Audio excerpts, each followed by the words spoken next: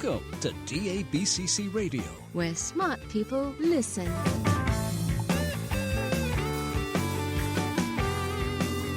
Virtualization and Cloud Talk. Featuring cutting-edge solutions from the hottest companies around the globe. Broadcasting from the DABCC offices in sunny Sarasota, Florida. Surrounded by computers, books, and Legos. Your host, Douglas Brown.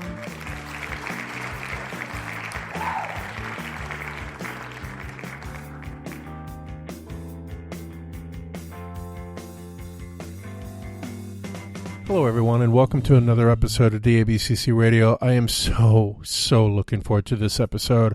I have Steve Greenberg with us, and I hope you know Steve. If not, you'll get a chance to sort of meet him today in this podcast. Steve is probably the oldest guy I've met, or I'm not oldest. He's not the oldest man I've met. I've known him longer than anyone else in the Citrix world, I think. And we met way early on in something called the Thin List, and I know there's folks out there listening going, yeah, I remember that.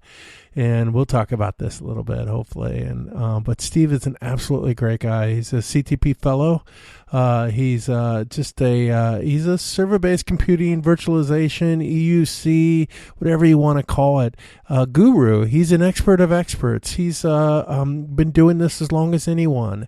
He's a nice person and extremely smart. And I'm so looking forward to this interview because we really have absolutely no agenda. I did write down some loose things on a sheet of paper to sort of talk about, and I know we won't get to them. I know we're going to end up on a path of our own, and this is exactly what we wanted. And so let's see what happens. I could not ask for a better guest than having Steve on. And yeah.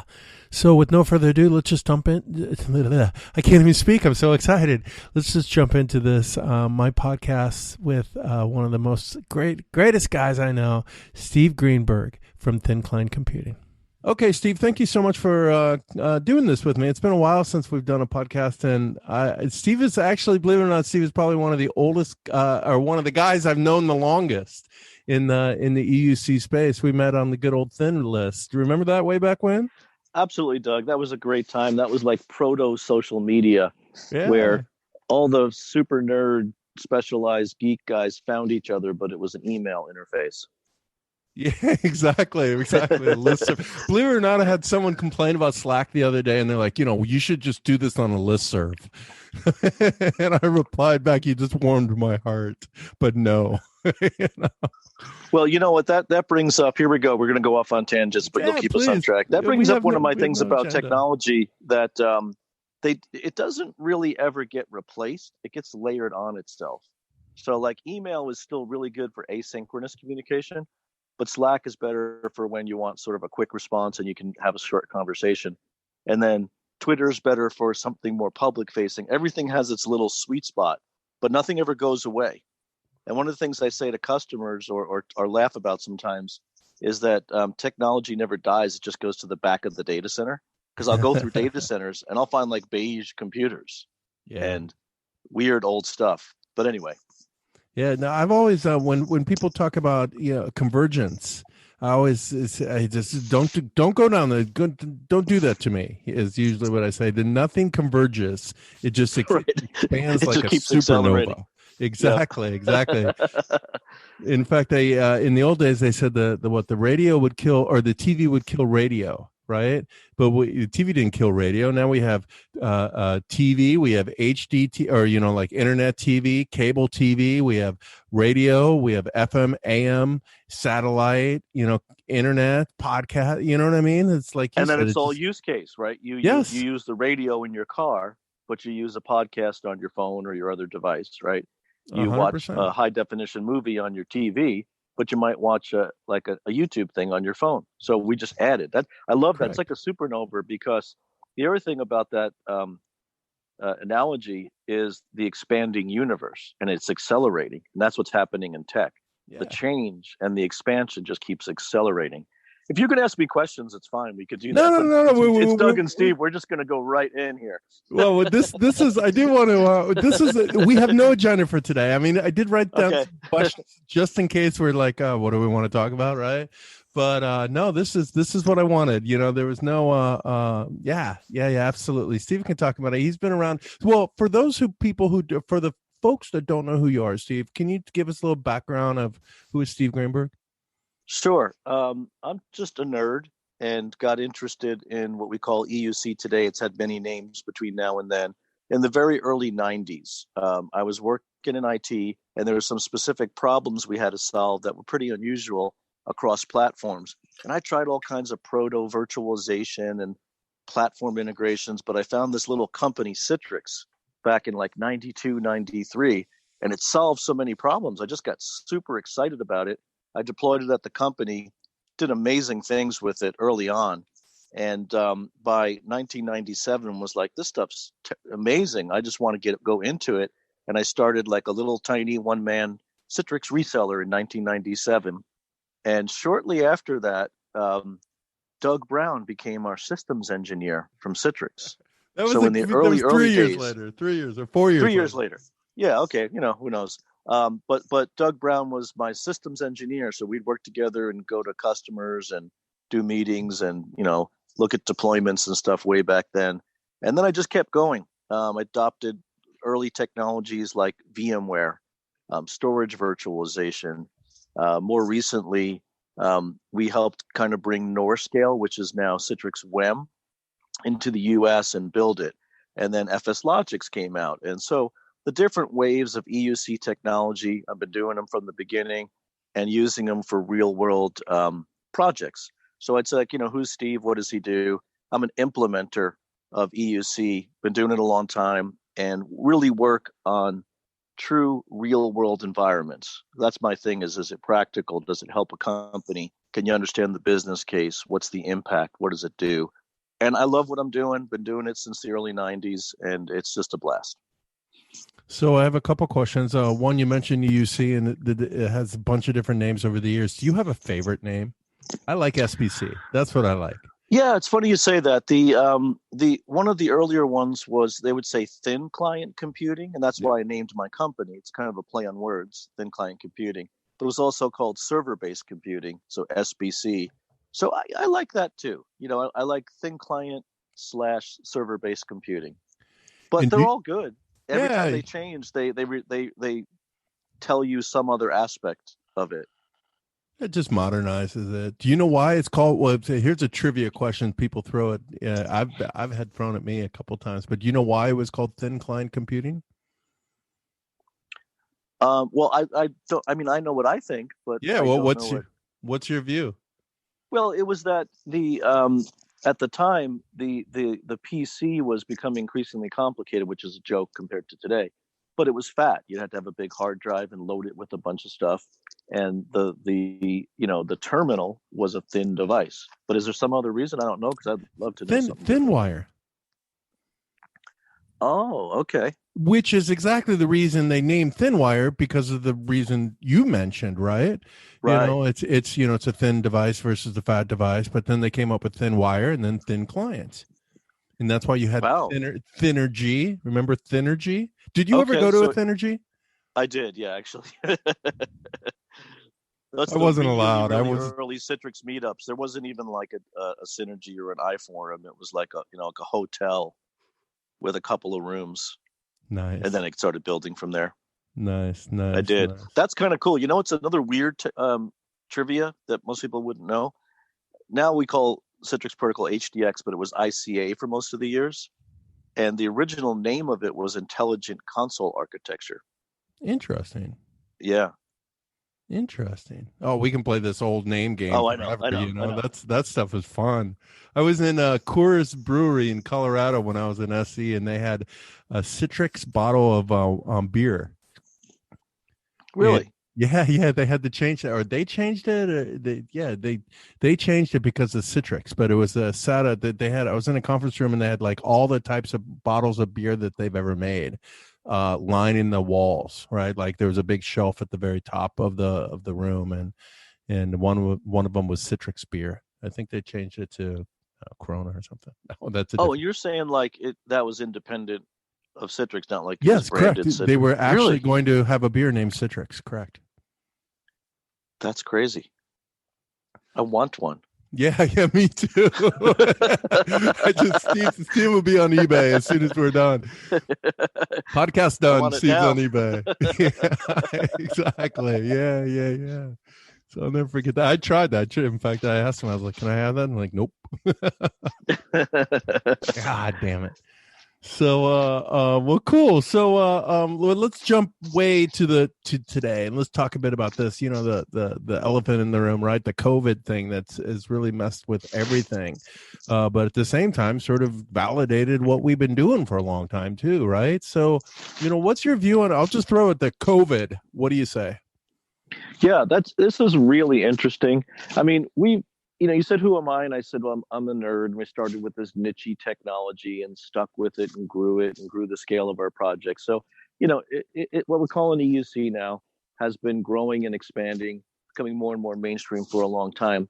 But COVID really drove it home. I mean, this was now something that you would see on the news, right? Or your average person or a teacher or your kid or anybody would now talk about work at home, and they understood the importance and what it meant. And, so on the one hand, it was exciting. On the other hand, it was a little strange, because like you'd see these people writing these analysis articles about work at home, and they're first thinking of things that, were in our PowerPoints 15 years ago. Yes, yes, exactly. Here's how you do it. We have methodologies. We have companies that have complete hiring processes for work at home, for site inspections, all this stuff. But anyway, it's really super exciting. And on a more personal level, I think one of the great things was really interacting with people. So in the middle of this, we were on a critical VDI project that one company was acquired another one. It was a difficult integration, and we're using VDI to handle the security implications and the transition. And in the midst of it, COVID hit, and other elements of the company and many of the people impacted by this project had to work at home. So in the middle of a project, we changed gears to pointing our VDI resources at people from home. But because of the suddenness of it, the fact that the organization didn't have really a history with this, by we, I mean my team at Thin Client Computing, became their trainers and handlers and started working with end users and put together impromptu training videos and training sessions. So we had a lot of time with the end user, which we often don't get. But there's a couple of moments that struck home to me as, we're going to have a training session. It's usually those are on Google Hangouts, and the meeting's starting, and a young lady's camera comes on. Most people don't have their camera on, but she did. And you could see that she was cramped into her bedroom, sitting at what looked like a tiny little desk with a bed like 6 inches behind her in this tiny little room. And I don't know, it just touched me. It's like, this is what this person is having to do. They don't have a home office. They don't have some spacious place to work and be, and they got to make this work. And it just really came home that it's people. And then since then, as COVID has expanded, people in our field are making a huge difference. In a really tangible way for individuals, their life, for the ability to work, for companies to stay going. It's a big deal. And we went from what was a niche to an important technology. Two other observations. One is that our clients who had already adopted these paradigms, COVID was a hold my beer moment. It was like, oh, you want to send 500 more people home? Great. Let me get some licenses. Hold my beer. But for people who hadn't adopted it or contemplated it, it was really, really tough. And what I actually saw mostly out there was people rushing to deliver laptops and put up a VPN. And that's hurting right now. A lot of the work at home happened knee-jerk, VPN, laptop style. And I think 2021 is when we're going to have to convert a lot of things to proper EUC. Yeah, I agree with you. I think as soon as COVID hit, you had to continue working, right? You couldn't stop and say, okay, let's, typical deployment, right? Let's plan, let's design, let's implement. It was like, no, let's implement now. right? And so they did everything they possibly could to make it happen. And I think you're exactly correct. And then they sat back and said, well, let's see what happens, right? Because at first, if we can all remember, just 6-7 months ago, we thought it was going to end in a couple months, right? I mean, I still figured I'd see its synergy, and I was worrying about, I need to book my flights. Well, that didn't happen. So, so now they're saying, okay, well, there is going to be somewhat of a new normal, and things are going to change, even if we get a vaccine. When we get a vaccine, people probably will stay working. Maybe not that lady, of course, but a lot of people. It'll change a lot of things. What do you see the new normal as? I mean, do you think we'll all go back to the way it was? Do you think there's going to be a hybrid? What do you think the world's going to be like? Well, it'll never be the same, but you're bringing an important point that we can lose touch with, living through it day by day, is that like we quote unquote locked down at our house, committed to 2 weeks. And it's like that old show, Gilligan's Island. They go on a 3-hour cruise and end up stranded on an island, for years. It wasn't expected. So you're raising a great point that one step at a time. We didn't know what was coming next. How long was it going to be? You didn't plan. So I'll tell you something that I think is public knowledge. I think it's okay to talk about. The use of Citrix demo licenses was so heavily abused because of this, they had to take it away. When you do your Citrix licensing now, you got to call support to allocate and change things, because so many, literally many thousands of licenses, people kept just like hacking test ones, probably because of the reason you're saying. There are companies like, well, I don't know, I think we'll be shut down for 2 months. Well, let's use a test license. And it just keeps going and going. And I forgot what question you asked me. No, that's okay. That's the question was COVID. How's the world changed? That's exactly what we're talking about. So, oh yeah, will it go back? Oh, I even forgot it. Okay, so yeah, that's 2 old guys. It won't go back the same, but obviously it'll go back to sporting events and concerts and travel and conferences and that type of thing. But I think the impact of remoting technology and user computing, work from home, is here to stay, and it should be. It should have been here already. Yeah. It's very inefficient that we force people to do long commutes and travel and do all this effort when they don't need to. But the future will be right sizing it. So you do need to meet in person. Zoom is not good for personal interaction, for creativity, but you don't need to be at an office 9 to 5 days a week. You meet when you need to, and also you might want to meet, you might want to be in the office, but you might want to go home because you have to really focus. Yeah. So I think it's going to be an advantage in the future is what I'm getting at.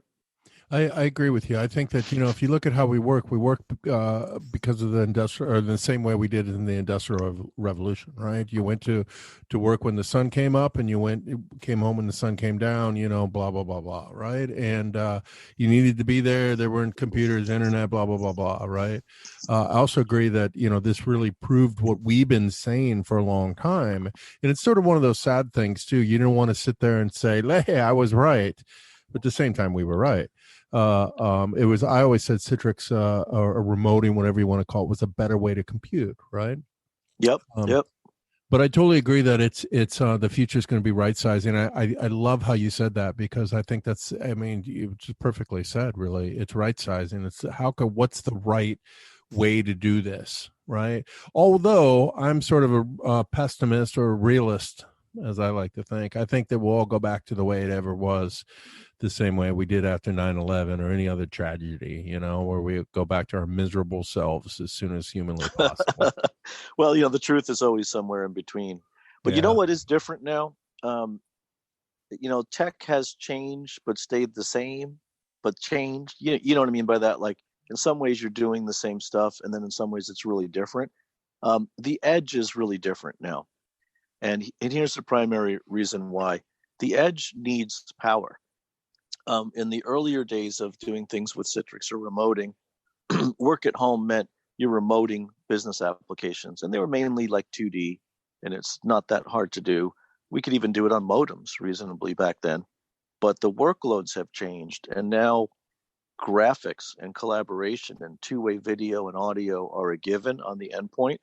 And so I think we're seeing a different era evolving that requires some new thinking. This will kind of probably open up into things like, cloud and WVD and VDI and where it's going. But I'm just kind of jumping right to the endpoint. Sure. Because I think one of the things that's matured in our industry is the understanding that end user experience is king. That's why I do like the name end user computing now. It took me a while to warm up to it, but it focuses on the right thing. And when you look at something like WVD, which is great, potentially VDI at scale, that's awesome. But then you look at the practicality. As I said, I'm an implementer, right? For a lot of people, that's great. Shove everything into VDI and be done. The endpoint is completely thin, nothing to it, and it's a done deal. However, so much of what people are doing is Zoom and voice and watching video. And this is a question, right, that doesn't have one answer. Is it best to put all that? Is it best to execute that all remotely in the cloud and then redirect it to render it on an endpoint? Or is there a better intelligent mix of what runs on an endpoint and what runs in the cloud or hosted? Well, I think that's the new frontier. I so agree with you. I was actually listening to a session or a Q&A panel at VMworld, virtual, I guess, right? And they were talking about the next battle is really the edge, right? Because the back end, for reasons like you said, and also how how we compute from the end user, or how we compute too, right? Like you said, we're getting videos, we're getting YouTube videos, we're getting SaaS applications, we're getting still Windows. Nothing dies, I'm so glad you said it. Nothing dies, right? So we're going to have all these things. Do we shove these all into a Windows virtual, on top of Windows and then send Windows down, or do we have some applications here, some applications there, all brought down to that intelligent device? Do some go to other devices? Nowadays we have watches and phones and and all sorts of TVs, and they're all connected. Are some better for different locations? You know what I mean? And I do, and that to me is the exciting now, and the exciting future is how to leverage all that, right? And now being just practical in the now. The other thing is, one of the big costs of cloud is that you pay for the egress of data, right? So think about the impact of, let's say you have 1,000 employees working from home or remotely or even on-prem. Do you want to be sending all that data up and down, like processing it on a VDI and then egressing the cloud to get to a client to re-render it? Does that make sense? You got it. It does in some cases, but it doesn't in others. That's one of the things I'm thinking about now, that future. And then you're raising like watches and other devices. Really, shouldn't the right information appear where it ought to? Like, let's say you have a watch, a phone, and a laptop, and maybe that laptop docks, or you have a desktop. Shouldn't the right information appear on the right device? Shouldn't something appear on your wrist that's really important, like your wife's trying to call you? Yeah. Or a meeting is coming up, but not every email? You bet. You bet. Right? Steve, you did this is something I read a book called Enchanted Objects, and it was about IoT. And then I actually went to Norway and did a whole session on this thing. And I brought up Steve Greenberg in my session because at the time Citrix was doing OctaBlue, and you had this great session where at Synergy, I think it was, or maybe Summit, and where he basically took the OctaBlue framework and Director and all these different pieces and what this book talked about is exactly what Steve just said, is the right thing at the right place in the right moment, in the right way, right? So, for example, in the book, they said the intelligent umbrella, where I walk out the door, I don't need to look at my watch or my phone or my or the news to tell what the weather is. I walk out the door and my umbrella is flashing red. I pick it up and I go. And one pixel told me what I needed to know, and that was it's going to rain, it's red, go, right? So what Steve put together was this super cool thing, which he was sort of joking, but there was so much truth to it, right? Or, joking in the sense of what he did. And you basically built a angry cat, right? Or the Chinese cat that waves his arm. And Yep. maybe you can tell the story. I'll give you a link to it because that really is a cool thing to watch. And it was very early. It was 2015 Synergy, so it's already now 5 years ago plus. But you did exactly what you just said in a way that people can understand. They didn't need to open up the tools. They got it immediately. And if you think about a decision tree, the first thing is, do I need to know more? Right? And what you showed there is, yes, you need to figure out more right away.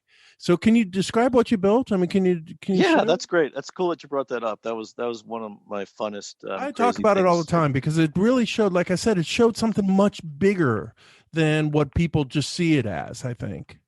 So the simple way to do it is we had a few CTPs put this together. I did the whole front end. So it was kind of like an IoT workspace.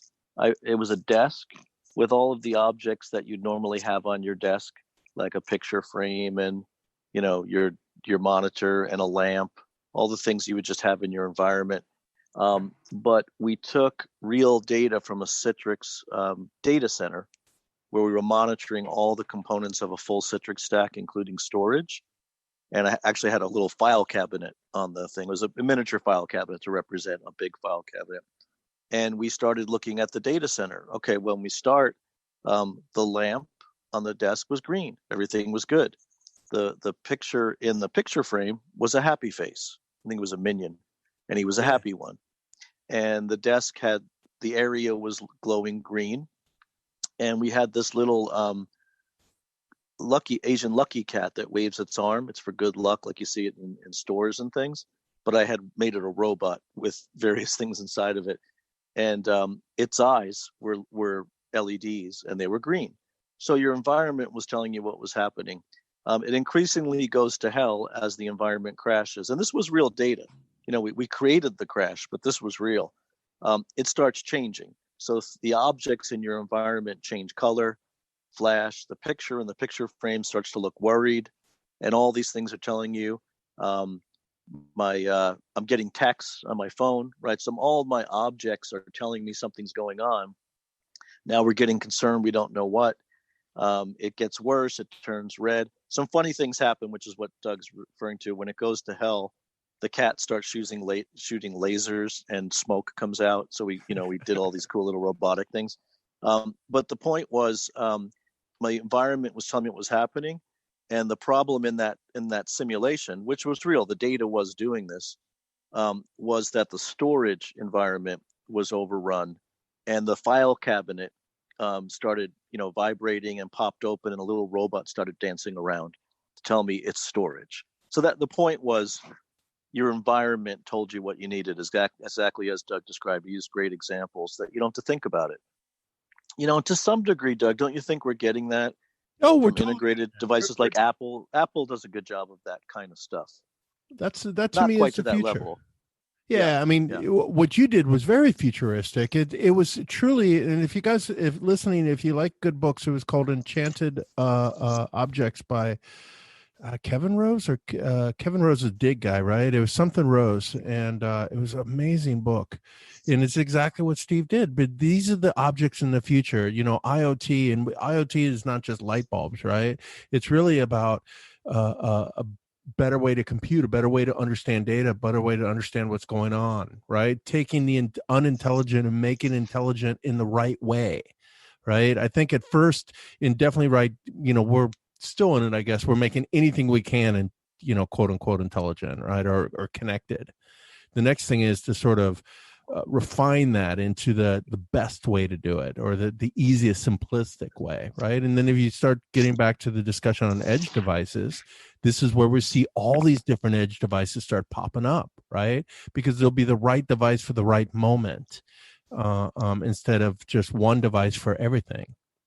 The other insane demo I did was at Bryform before that, was at the time was calling the Nirvana phone, but there's a product out now called the Next Dock that can connect to your Android phone and make your phone into a laptop. Yeah. That's another thing is form factor, right? The amount of compute that's happening in our hands is becoming staggering. You've got Apple switching to ARM on desktop products, but you've got these incredible ARM devices inside the phone. You got AMD buying ARM, which is like, now you're talking like Terminator level compute power. Yeah. So, how do you use this? Where does it go? A lot of it is about form factor. If I want to create an architecture document for a customer, I need a big screen or two screens. I need to see Visios. I need to see a lot of data, right? Or if I'm working in my music studio, I need multiple screens.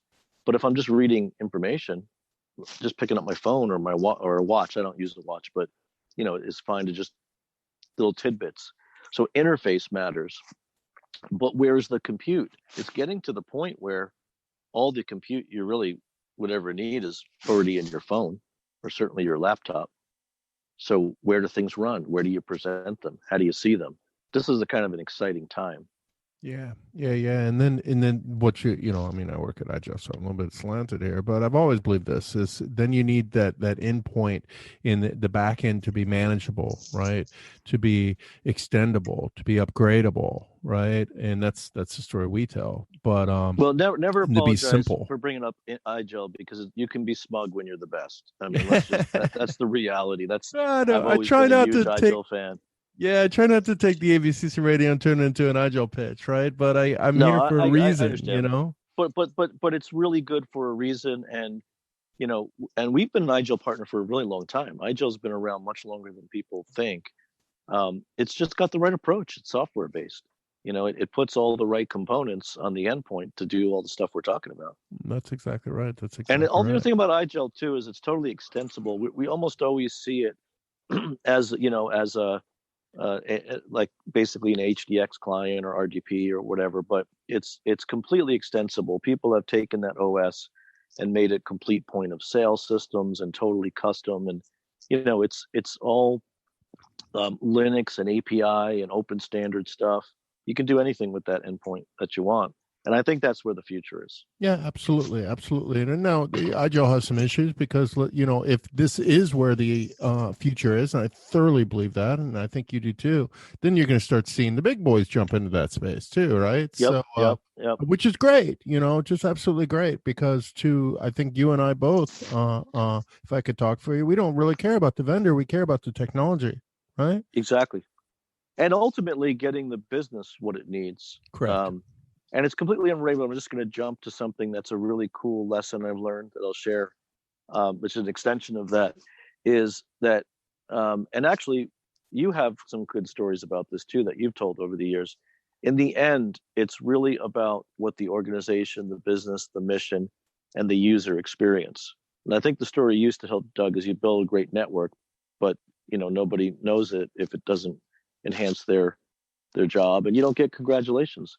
Some of the best things I've ever done, nobody noticed, and I was very, very proud of it. One of the really breakthrough projects I did was at the Mayo Clinic years ago. It's like the first large healthcare system that I know of that really virtualized the endpoint. It saved them weeks of deployment because they literally used to have to send somebody out to deploy stuff to every endpoint. They didn't have good management tools and whatever, doesn't matter. But the greatest reward was when it was all over and we did one more walkthrough through the clinical areas, that when we would talk to people, how's the new system? They'd be like, I don't know, I'm busy, it's great, I didn't know it was new, can you leave now? You're out of there. And you got out of their way, and that's what you're there for, right? Right. They didn't want to talk about it, they didn't care, they were doing what they needed to do. And, my first response was like, well, I want to hear how awesome I am. And I'm like, you know what? That's the most awesome thing that could ever happen. Yeah, you got it. That's what IT is here for. It irks me to no end when IT gets in the way. And I experience it. We all experience it. And it's just like, wait a second. It's to get out of it. It's about end user experience. I also used to talk about we all have our benchmarks, right? So, we talk about IOPS and, blah, speed, whatever, right? But the end users have a benchmark too. And that is, it needs to perform better than their machine at home, because we're the guys that get paid all this money, right? That it's supposed to work. It's supposed to just appear there. They shouldn't have to jump through hoops. They shouldn't care, right? That's what they Exactly. want, right? And when we throw, oh, well, you need to do this and you need to do this and don't do this and don't do that, then it's like, who the hell are you? And get the hell out of my life. I'm just sitting here trying to make a damn spreadsheet, asshole, And Exactly. so You know what's making that harder though is more security. I would So absolutely. for years and years we could always deliver a faster, quicker, better experience through virtualizing and doing it right than people were having local. That might be changing because local devices now are so incredibly powerful. But it's mainly the security that's adding the complexity and the extra steps and the things the user has to do, which is really, it's unfortunate, but that's getting better too. There's really good developments there. And I think COVID definitely brought out because we're all working from home. We're off-prem, we're off-wire, right? And the hackers says, okay, let's take, advantage of this, right? And there's so many people that don't know what we know. They do click on the link that says change password when it's clearly not your change password email, What's scary about that is, though, the phishing is getting so good. I'm an expert, and I've had to stop and look more carefully at certain things. Go, okay, that's really good. Is that real? I pretty much assume everything's bogus now. And when I change my password, I actually go into the system and change it. I don't click the email. Right. Exactly. Because I assume everything's bogus. And darn it, I do not want to be the guy that exposed that, Joe. You know what I mean? Oh, yeah. Talk about how, it's like, God, let me do it. I know what I'm doing, right? So I don't want to be the idiot that does it. Not idiot. The thing is, you're not the idiot because, like you said, it is really, really good what these guys they're coming up with, as vulnerabilities and hacks and what have you. I mean, heck, you can just visit the wrong site and boom, you're infected. So, that part's crazy. Yeah, it is really crazy, really crazy.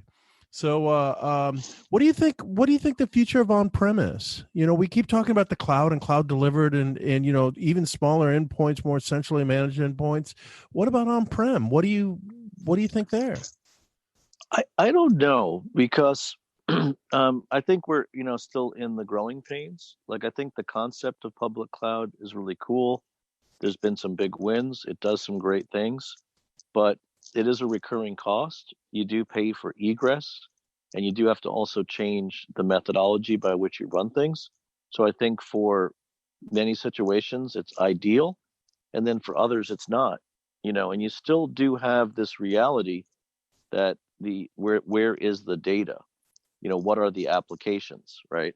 So the concept we deal with is cloud native versus something I coined called ground native, something that lives natively on-prem in a physical sort of form. And you have to kind of navigate that. If something's cloud native, it should be refactored and it should be run at scale as basically web applications, right? The intermediate between that and on-prem is using the cloud as infrastructure, which to me is less beneficial, but certainly great for a lot of things. And then the platform as a service, I think, is really probably where the sweet spot will emerge. If you want to run databases, you don't bring up servers, you connect to a database service. But I think we refer back to the very first thing I said, which is technology never goes away. It goes to the back of the data center or to the cloud. Yeah. So there's going to be applications and use cases that just have to be on-prem. So I don't think on-prem goes away for everyone all the time. But I think there's wonderful use cases where people can get out of the business of running a data center. Here's another good question for you. I get this all the time. You've been an integrator for a long time. And I get the question, Doug, what's the future of the consultant? What's the future of my, I run an integrator and, the cloud is killing my business and things like, well, what do you think the future of that is? What would your recommendation to be to the, the 20 something engineer that's coming up or, or the guy like you that owns an integrator and a big one, with tons of employees and on bench techs and all that stuff? Well, you have to change, right? So getting into this field was a goofy, nerdy niche that was kind of felt like the future. So I went with it. So you can't stay still. The amount of change we digest is unbelievable. There's more opportunity than ever as an integrator. So if you're seeing it going away, you have to, the cheese has moved. You got to go in a different direction. So you just got to keep changing and evolving. And for a younger guy, definitely learn cloud technologies. But one of the big differences between back then and now is we didn't really have the concept of like DevOps and automation and frameworks. And like you've said, Doug, back then was like next. Like we'd build each server by hand and go through a process, right? Integrate it. Now you want to be doing automation and frameworks and be thinking in cloud APIs and that kind of stuff. So if you're young and looking for opportunity, you got to slant a little bit more towards scripting and programming and think of things as APIs and methods, more than I'm going to build a bunch of computers. I love that you said that. I totally, it's so interesting to me because that came full circle, right? In the early days when you and I were just kids playing with these toys for the first time, what were we doing? We were writing code, because there was nothing else to do. And I think it served me well in my early days because I understood the applications. Yep. But that went away for most of our career, for that middle part of our careers that you didn't need to write code. Now you need to, everything's a REST API, right? Yep. Everything exactly. is in every application is saying, hey, how can we, make this more open, more integration between all these different web applications too, and all these different services out there. So, and to make it secure so that there's that hook, that nice handshake between each. So a younger person needs to, and by the way, we're only considered old because we're in technology. I'm 57. That's old, but I'm not like retired. You know what I mean? I just turned 50, man, so I feel old. Okay. I don't feel old, but I'm just like, what, 50? Shit. Yeah, but things move quickly. So if you're 20s or 30s, on a practical level, be doing cloud automation, the newer frameworks, but do what we did. Look for what's nichey and different and feels like the future, and go for it. Look for what's next, and align with that. Well, I'm going to get I'll answer that question or not question about that statement here in a second, but you did just throw out a "Who Moved My Cheese" reference, did you not? Of course. That's like that's like the basis of my whole career. I love that. I can look for a new piece of cheese. So like, wait, you just threw out a "Who Moved My Cheese" reference. So when I moved to California, I came from Iowa, and here I've come out to California, and everyone's like, "Oh, you must be going through a culture shock." I'd never heard the term, let alone know what it was, right? In Arlo, you remember Arlo, right? Oh yeah. How can you forget Arlo? Arlo gave me his copy of "Who Moved My Cheese," and I read I have the audiobook. I've given a copy to so many different people, and I absolutely love that book. So I guess you would describe that as like almost like a business self-help book that was really popular at one time. That is literally cheesy, and the analogy is a bunch of mice who keep finding cheese in a certain spot, but the cheese disappears. And there's different kinds of mice. The ones who just keep complaining, "Where's my cheese? Who moved my cheese?" And other ones who go looking for cheese. And it gets, it goes on beyond that. But yes, that's my guiding light, because technology is change. So you have to just keep changing. And you do have to work, like on my practical level of running my consulting team. I'm working in the now, I'm working in the short term, and I'm working in the future. So I'm always looking at new technologies and products because I have to have them in the queue when it's time to go, right? You got it. When there's a change needed. So the new one, by the way, that we're working on and been ramping up, in anticipation of a change, is Liquid, Liquit. Really phenomenal group out of the Netherlands. Yet again, Dutch are awesome. Doing an amazing framework that is not really a startup, because they've been in business about 5 years and they came out of consultancy and doing this for real customers and real environments. But it's actually hard to explain briefly, but I call it like DevOps for EUC. Interesting. It makes all the imaging and app delivery process driven, and it treats like PCs the same as if something's coming off Citrix or WVD. So you're given like a workspace-like interface, but you can deploy apps to a local PC. Like, so if someone logs on, they're supposed to have Excel. If they're on a qualified local PC, it just installs them for them. But if they're on a device that is not supposed to have it or can't run Excel, then it runs it off Citrix, that kind of thing. But it's a whole framework that automates that. It's really hard to explain it all in a brief thing, but that's something I'd look at if people are looking at what's cool and new. Check that out. You know, I had somebody give me they're in stealth mode, but they showed me this basically the same thing where they could build something on demand. So they took a Linux OS that was a lockdown, basically an OS with nothing in it, you know, just basically the IO, and bolted on everything in real time as you needed it, when you needed it. And it was, I tell you, it was one of the coolest things my eyes have ever seen. I remember seeing Softricity thinking, wow, this is really cool. Or Citrix, which was definitely the coolest thing my eyes have ever seen in tech.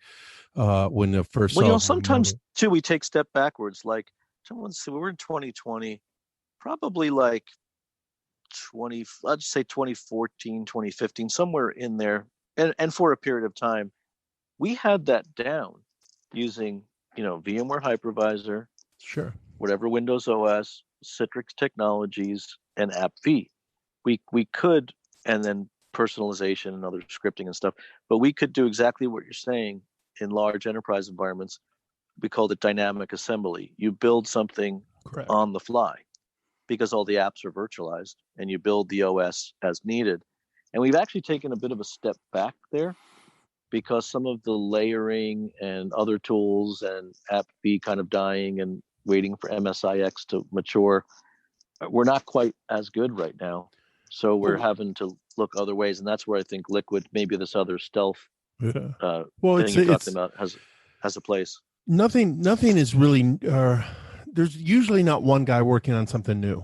There's usually 5 guys working on it, like the light bulb. Edison wasn't the only guy working on the light bulb, right? It was the next progression in technology at the time, right? And I think there's a lot of people doing this or thinking about how to do this, right? Because also you have security. Do you bolt containers together? Because one of the hypervisors had a cost, that is security issue. Blah blah blah blah, right? Heavy, blah blah blah blah, and so it's sort of what we were doing then was maybe the right way, just with the tools that weren't mature yet, right? And so now it's like, okay, we have newer tools, more maturity, better. Back then we didn't have the idea of DevOps, right? So you start bringing these new technologies, these new mindset, faster bandwidth, cheaper storage, blah blah blah blah, and you can accomplish things that we wanted to in better ways, right? Absolutely, it's an exciting time. It really is. I love when people say that, though, Steve, because it's always an exciing time. Has it not been? Come on. I've always loved it.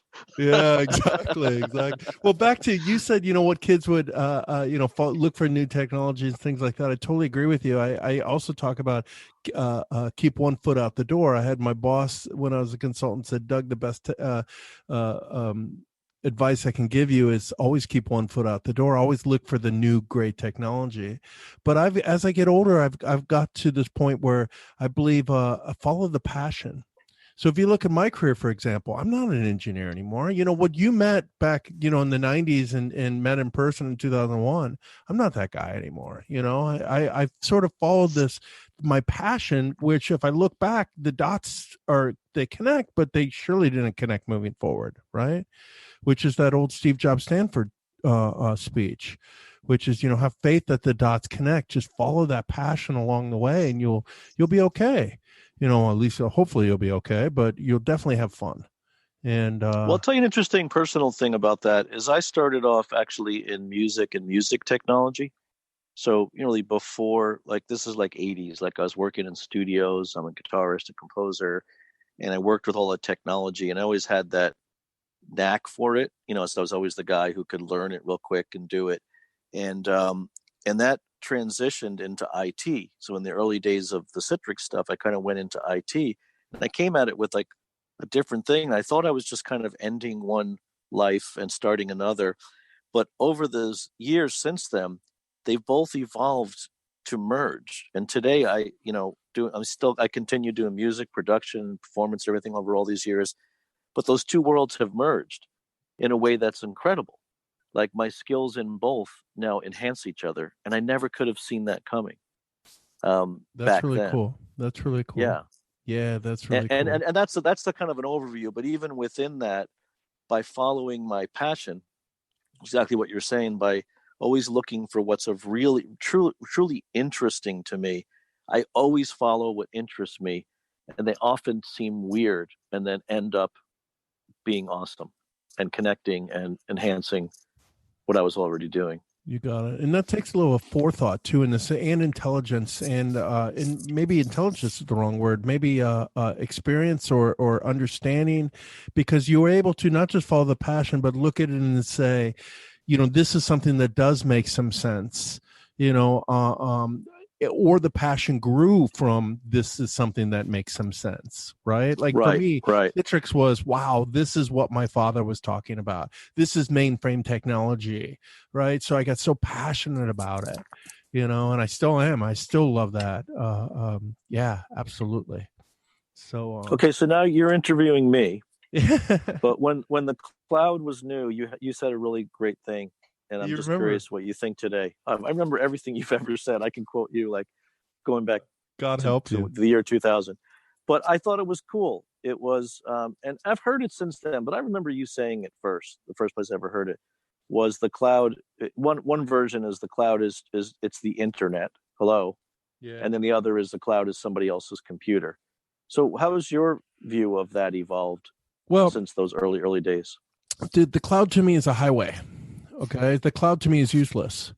It's just like the high. What's important about the cloud is not the plumbing. It's the gas stations. It's the stores. It's the strip malls. It's the mega malls. It's the subdivisions. Right.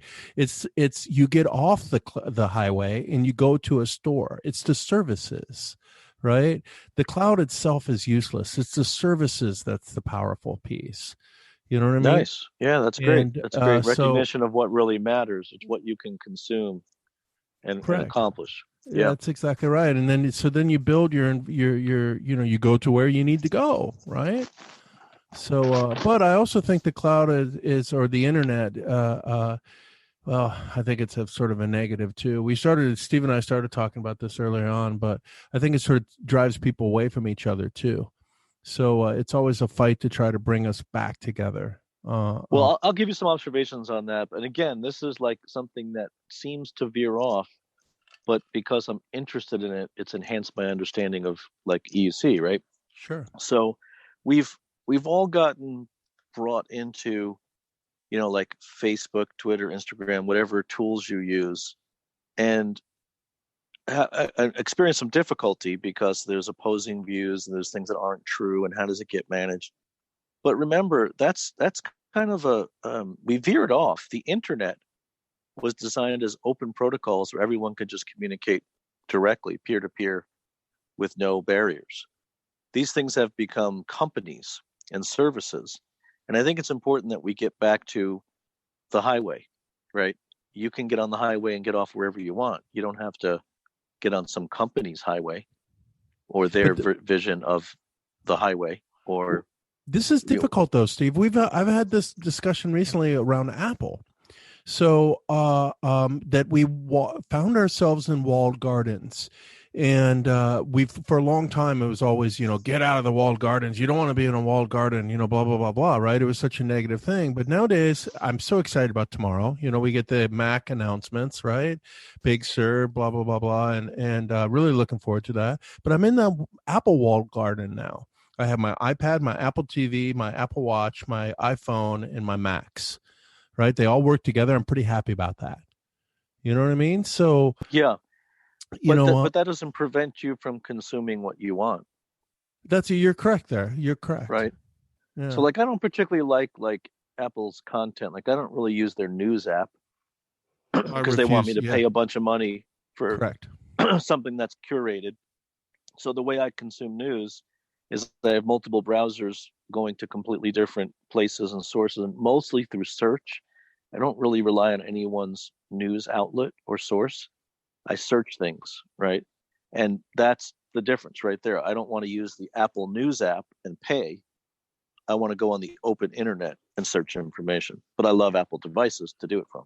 No, the problem with search, though, you have a few companies that monopolize search, right? So wouldn't you get what they want you to get? That's true. That's another problem. And I think I probably need to diversify what I use for search. That's a really good point. I do the same thing. I do the same thing. But what I've found is that I ended up one of my pages on my iPhone is just basically links. It's like I've dropped icons for websites. And so as I find a good website, be it news or tech or politics or tech, or whatever, right? I put it down there so I can read all these places that I found that I somewhat appreciate the way they write. Maybe I don't agree with it, but I appreciate it. I think that it's decent content. It's not just, drivel, right? Whatever that means to me, I guess. Yep. So that's, but yet I still heavily search. Well, yeah, that's a good point about search engines, that we need to leverage more diversity there because that is controlled. But think about this. Let's just take Facebook, which has from the beginning used data analytics at scale, to influence what you see and your reactions and to basically, I don't think there's any evil motivation there. Well, I think they just want to sell you more ads. You bet. Basically, and sell your data. But this is the power that people have that they always lose sight of. What if we all just agreed to regularly post completely false information about ourselves on Facebook? We'd break their algorithms. I stopped going to Facebook, but put on false preferences. I love chocolate. I'm a Republican, and meanwhile you hate chocolate and you're a libertarian. Yeah. See, it just you think I'm just pointing that out. It's only as good as what you give it. But you know what, though, Steve, it's not just about what you give it. Those things are doing fingerprinting now, right? So there's so much data that they get that they can, unless you go to every single, actually it would almost be impossible because they monitor your browser information. They monitor, your, they look at you and they say, okay, you're on a Mac, you have a 40-inch monitor, a 20-inch monitor, you have this mouse, this keyboard, you're running this resolution, you have these 5 apps, you know what I mean? So you must be, and we know your age and your preferences. Yeah, correct. The one that spooks me is that people are reporting talking about stuff to their friends and family, and then seeing ads. That one spooks me. That I was watching a movie a few years ago. It was an old 60s war movie or something. And in there was a girl and she was like the leading girl or whatever. Right. And so I was like, I wonder what happened to that girl. So I went to go Google her, never seen her since. And her name was Jennifer something. And I started to type Jen, like I got to, maybe the end, and up she came. She had never made another movie after this. How in the world was she the next person? Well, I was watching. That is really freaky. What were you watching it on? I can tell you why. Probably I was watching on my Apple TV, right? Okay. And I went to my Mac and I searched Google. They put the two in real time, put the two pieces together, right? This guy's watching this.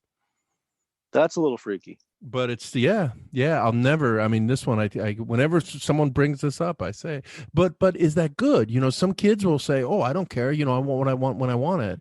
And then my wife, who's East German, will be like, "Oh my God, no," right? So, it's a tricky one, right? What's cool? I have 2 sons, and they're both people who don't want anything to do with any of that, and never really got into it. Well, that's great. Meaning they don't want to put their data anywhere. They just had that feeling, all along. Yeah, it's a strange world. I just wash my hands in it. I love the people too that say I'll never have an Alexa in my house, and then they pick up their phone. Oh, I'll never use an iPhone. They pick up their Android and they talk to Google. And it's like, well, wait a second, or I'll never have Alexa. And then they say, hey, Siri, it's like, wait a second, but it's, to me, you can't get away from it. So just sort of embrace it and enjoy it. Right. I mean, do what you can, don't be stupid, but, the world is the way it is. Who am I to blow against the wind, Yeah. There's a reference. Did you catch that one by chance? Who am I to blow against the wind? No, it's Paul Simon. Which song is that? I think it's "I Know What I Know" off of Graceland. Okay. Yeah. Right. Yeah. Who am I to blow against the wind? Oh, it's a phenomenal album. Yeah, that's one thing about Corona too. I've got so much time to sit around and listen to music all day long because I listen as I work, and yeah, it's been a blast. Yeah, that's cool. Okay, Steve, we could talk forever, but I better let you get on with your day. My day's over, but you still have a full day. So I really, really dearly appreciate you taking the time. It's always so nice to chat with you.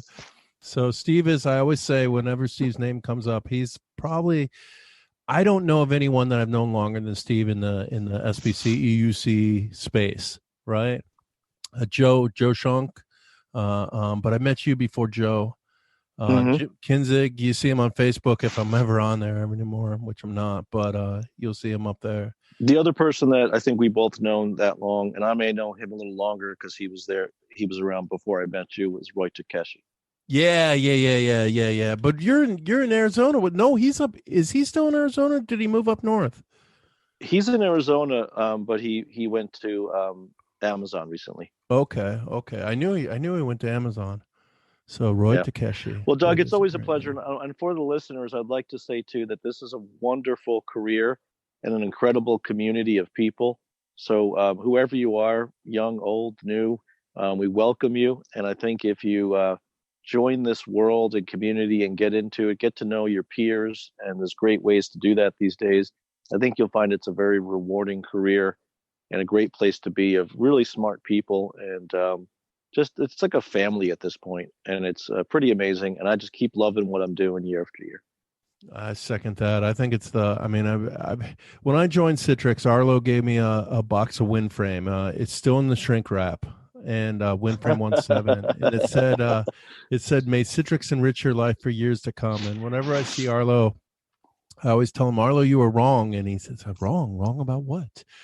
And I said, Citrix did not enrich my life for years to come, enrich my life for a lifetime. And it's not just Citrix, right? It's actually it's you guys, it's the best life I've ever known. So good stuff. Okay, Steve, thank you so much for doing this. Hopefully we can do it again. Anytime, Doug. Look forward to the next one. Yeah, next time we'll get Joe on. We'll have that'll be a blast. Oh, that would be great. We could have a whole different viewpoint. Sounds great. That's a fun guy. Okay, you take care. I'll talk with you another day. Thank you. All right. Thank you. Okay, that concludes another successful episode of DABCC Radio. I hope you guys enjoyed the episode. I really did. Steve, as I said in my intro, is a great guy. And I think we had fun. I had fun. I think he had some fun too. And I hope you guys enjoyed the conversation. We went all over the place. And yes, I wrote down questions, or not even questions. I wrote down topics, and we did not get to those. Actually, we sort of did, believe it or not. We touched base on almost everything, but not in the order, and definitely not in the way I imagined. But I wasn't trying to imagine anything. I was just wanting to have a really great conversation. And when you're with somebody like Steve, you're going to have a really great conversation. So that's the whole goal of DABCC Radio, for the most part, is to have a really great conversation. And it amuses me. And if you can't amuse yourself, now who can you amuse? And hopefully you guys enjoy it. So I'm all smiles over here in the DABCC Radio studios. Had a great time with Steve, and I hope you guys had a great time listening. So if you did like the show, please tell a friend. If you did not, don't tell a friend. Tell me, maybe, and complain. Say, Doug, you suck. I would appreciate that email, to be honest with you. You do that, I'll send you a sticker. So don't do that. But I will send you a sticker. What else do I say? But thank you guys so much for listening. Like I said, I'm just sort of speechless. It's really great. It's so great to talk with folks like Steve, because it reminds me, I just had a birthday. I turned 50 years old. And I can't believe I'm 50. When we were talking, I was 30 years old when I met Steve and in person, and I was 20 something when I met him online. And I mean, wow, so many years later, yeah, we're still doing the thing, and we're still loving it, and we still have that passion, and it's really great to talk with these folks, and of course meet new ones too, obviously, right? But there's not a lot of people I love as much as I love the guys that I started off in this industry with, and watching each other grow and all that stuff. So I hope you guys have that too. This industry, as Steve said, is probably the best industry on earth. We have just really passionate people. I'm rambling. Guys, thank you so much for listening to DABCC Radio. I hope you have a great day. Stay safe. We have many cool podcasts coming. I'm on lockdown. I'm not going anywhere. So we're going to record a bunch more. I looked at my calendar and I have a bunch of podcasts scheduled. So stay tuned for these. If you'd like to be on the show, email me, brown@igl.com or dbrown@dabcc.com, and we'll make that happen. I'd love to have you on. We'll have a fun conversation. That's simple. That's sweet.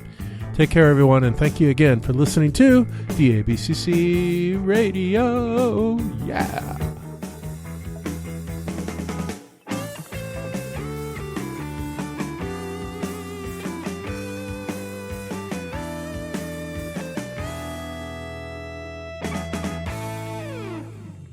CC? DABC. Say it again, DABCC. DABC. Can you say it again, DABCC? DABC. How about DABCC? DABC. DABCC. DABCC. DABCC. DABCC.